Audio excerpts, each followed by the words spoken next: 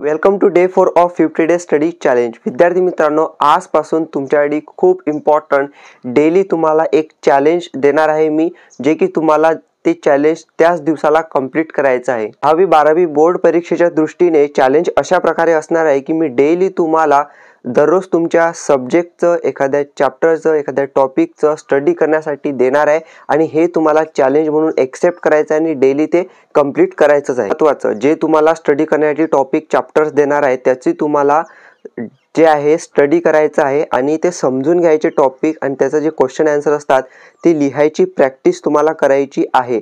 Okay, तर हेच challenge तुमच्यासाठी असणार।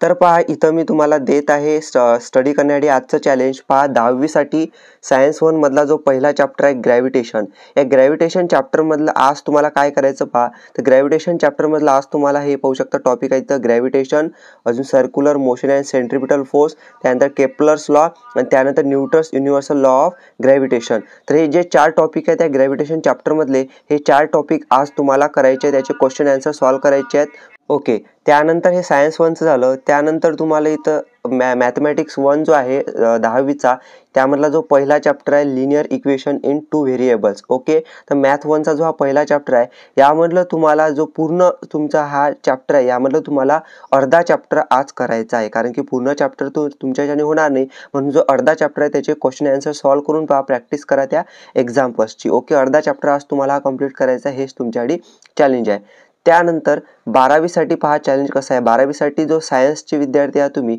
तर तुमचा जो फिजिक्स मधला पहिला चॅप्टर आहे रोटेशनल डायनॅमिक्स, तर या रोटेशनल डायनॅमिक्स चॅप्टर मधले तुम्हाला जो हा पूर्ण चॅप्टर आहे त्या पूर्ण चॅप्टरचं तुम्हाला अर्धा चॅप्टर आज कंप्लीट करायचं आहे। ओके, अर्धा चॅप्टरचं तुम्हाला पूर्ण टॉपिक समजून घ्यायचे आहे, जसं की आता समजा युनिफॉर्म सर्क्युलर मोशन आहे किंवा कॅरेक्टरिस्टिक्स ऑफ सर्क्युलर मोशन आहे, हे तुम्हाला पूर्ण समजून घ्यायचं आहे। त्याचा अर्थ, त्याचे क्वेश्चन आन्सर तुमच्याकडे गाईड असेल, पुस्तक असेल, त्यामधले क्वेश्चन आन्सर त्या टॉपिक रिलेटेड सॉल्व्ह करायचे आहेत। रोटेशनल डायनॅमिक्स हा अर्धा चॅप्टर।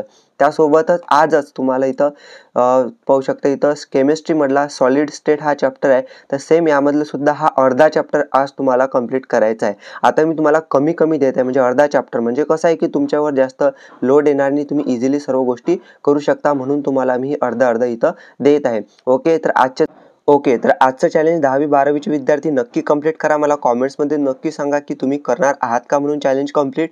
ओके, आणि तुमच्या फ्रेंड्ससोबत व्हिडिओ शेअर करा।